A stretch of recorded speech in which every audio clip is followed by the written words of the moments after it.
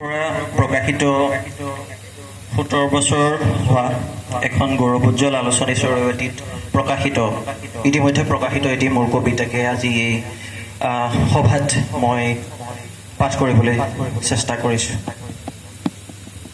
কবিতাৰ শিৰোনাম অলপ আগতে সময়বোৰ আমাৰ আছিল। অলপ আগতে সময়বোৰ আমাৰ আছিল। দোকমোকালিতে একলা দুকলাকৈ নাঙলৰ শিৰলুত পিতাই দাহেছে সপোন এটাই কলি মেলিছিল। এতিয়া বাঢ়ি আহিছে ফৰিঙৰ জাক। জুই ফুলবোৰ কেনিবা লুকাল।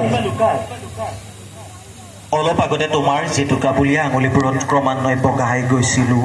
ওচৰ চাপি আহিছিল পূৰ্ণিমাৰ জন্তু। কুহুমীয়া উত্তাপত সাৰ পাই দেখোঁ বাদুলিৰ মেল আৰু মোৰ বুকুত অৰ্ধ শতিকাৰ গোট মৰা তেজ।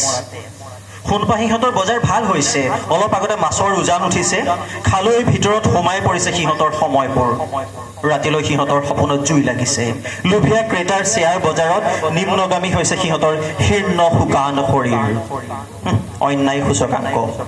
সিহঁতক কৈ থকা শুনিলোঁ অলপ আগতে সময়বোৰ আমাৰ আছিল।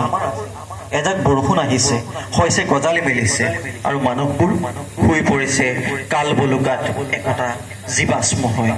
ধন্যবাদ।